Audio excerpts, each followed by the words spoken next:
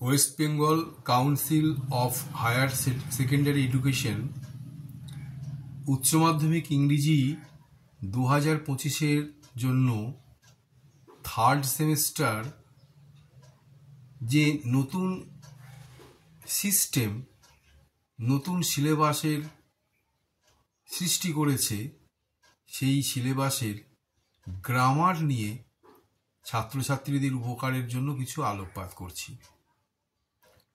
40 number OMR basis প্রশ্ন হবে, textual grammar থেকে প্রশ্ন আসবে, 5 নাম্বারের প্রশ্ন আসবে। আবার যেটা কম্প্রিহেনশন আনসিন, সেখানেও গ্রামার থাকবে। তো গ্রামারে কি ধরনের গ্রামার? সিনথেসিস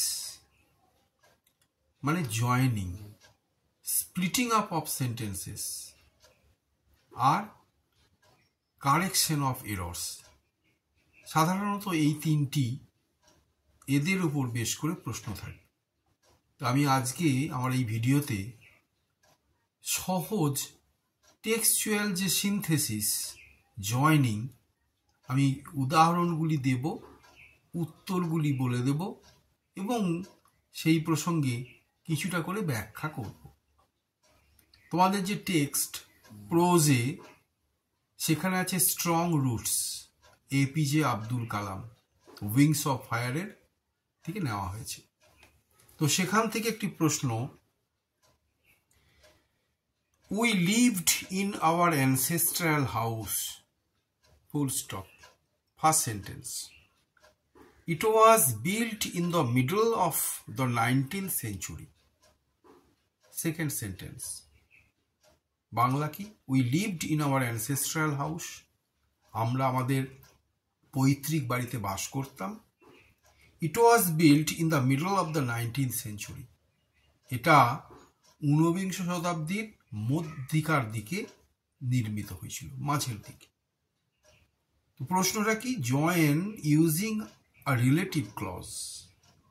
তোমরা 8-9 থেকে রিলেটিভ ক্লজ পড়েছ। অ্যাডজেক্টিভ ক্লজের আরেকটা নাম relative clause, subordinate adjective clause. এই উত্তরটা কি হবে? We lived in our ancestral house which was built in the middle of the 19th century. Which was built in the middle of the 19th century. এটি হচ্ছে subordinate relative clause, আর we lived in our ancestral house, এটা principal clause. তো এই দুটি নিয়ে join করা হলো এবং এটি একটি কমপ্লেক্স সেন্টেন্স হলো।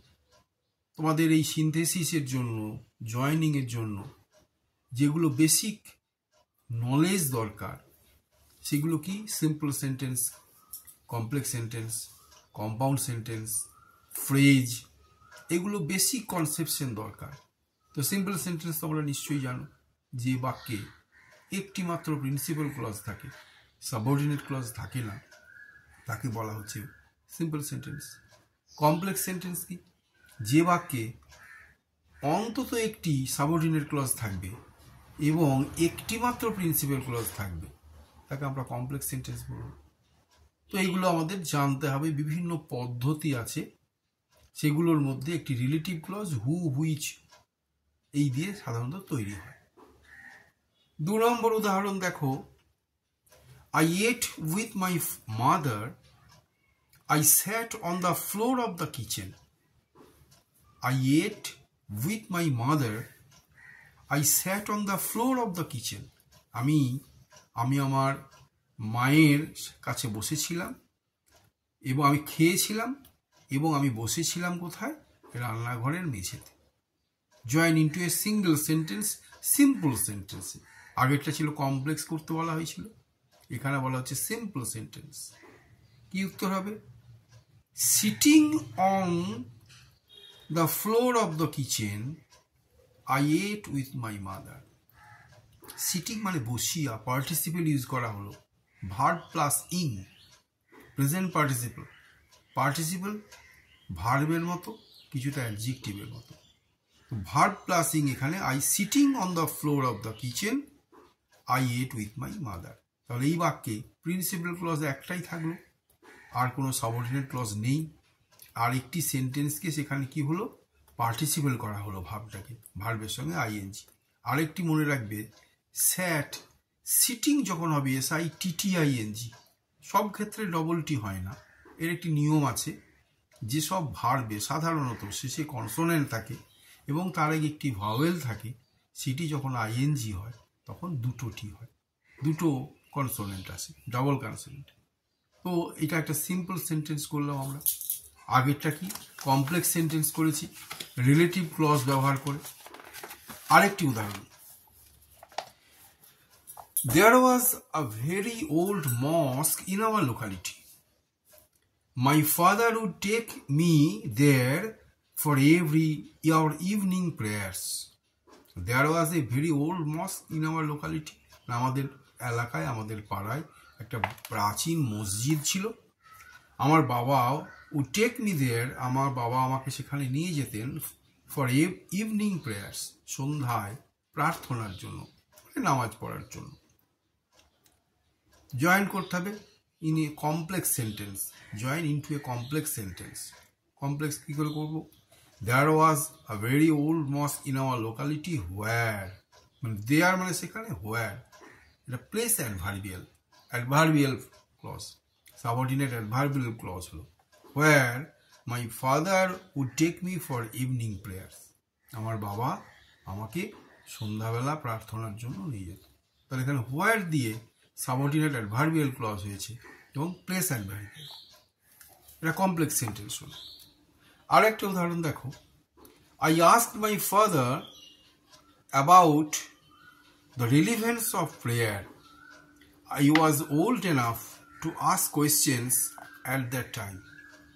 আই আস্কড মাই ফাদার, আমি আমার বাবাকে জিজ্ঞাসা করতাম, about the relevance of prayer, প্রার্থনার প্রাসঙ্গিকতা, যৌক্তিকতা নিয়ে। আই ওয়াজ ওল্ড এনাফ, আমার যখন বয়স যথেষ্ট হয়েছিল, to ask questions at that time, সেই সময় এই সব বিষয়ে প্রশ্ন করার মতো আমার যথেষ্ট বয়স হয়েছিল।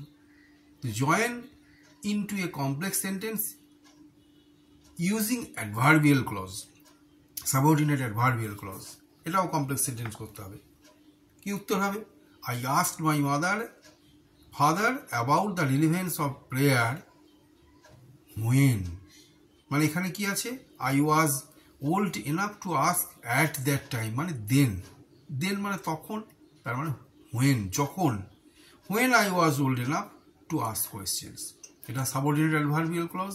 এটা কি টাইম অ্যাডভার্বিয়াল, whenটা আগের হোয়ারটা ছিল কি প্লেস অ্যাডভার্বিয়াল, এটা কি হলো টাইম অ্যাডভার্বিয়াল, when দিয়ে হোয়ার দিয়ে এইভাবে সাধারণত সাবঅর্ডিনেট অ্যাডভার্বিয়াল ক্লজ হয় এবং বাক্যটা কমপ্লেক্স সেন্টেন্স হয়। আর একটু উদাহরণ তোমাদের দেখাই, দেখো, my father started his day at 8 AM, আমার বাবা তার দিনের কাজ শুরু করতেন সকাল 4টের সময়, 4 AM, আই রিমেম্বার ইট, আমার এটা মনে পড়ে। এখানেও কি join the sentences into a complex sentence using subordinate noun clause. So I remember that my father started his day at 4 AM. আমার মনে পড়ে যে, I remember it, আমার এটা মনে পড়ে। তো I remember, আমার মনে পড়ে, that যে, I remember that my father started his day at 4 AM. আমার মনে পড়ে, কি মনে পড়ে? এই গোটাটি বিষয়টি মনে পড়ে যে আমার বাবার সকালবেলা কাজ শুরু হতো। এটা সাবঅর্ডিনেট নাউন ক্লজ, এই গোটা ক্লজটি নাউনের কাজ করছে। এটা হচ্ছে গিয়ে অবজেক্টের জায়গায় বসে আছে, আই রিমেম্বার দিসের জায়গায় গোটাটা কি, my father started his day at 4 AM, এটা সাবঅর্ডিনেট নাউন ক্লজ এবং এটা হচ্ছে গিয়ে কমপ্লেক্স সেন্টেন্স। এইভাবে তোমাদের সিনথেসিস শিখতে হবে, সিম্পল সেন্টেন্স এবং কমপ্লেক্স সেন্টেন্স। আর এক রকমের আছে কম্পাউন্ড, সাধারণত পরীক্ষায় কম্পাউন্ডটা থাকে না, তার কারণ কম্পাউন্ডটা খুব সহজেই and, but, so, coordinating clause দিয়ে করা হয়। সেই জন্য সাধারণত প্রশ্ন উত্তরের সময় যারা উচ্চ মাধ্যমিকের ক্ষেত্রে সিম্পল কিংবা কমপ্লেক্স এই দু রকমের ধরনের সিনথেসিস তোমাদের দেওয়া হয় এবং যার অনেক রকমের সূত্র আছে, আরও কিছু সূত্র আছে, আমি পরবর্তী ভিডিওতে আরও যেসব সূত্রগুলো আছে, বিভিন্ন রকমের সিম্পল সেন্টেন্স করার যে সূত্র, কমপ্লেক্স সেন্টেন্স করার যে সূত্র, এবং বিভিন্ন ক্লজ, ফ্রেজ, তাদের বেসিক কনসেপশন, এইসব নিয়ে আলোচনা আমি করব।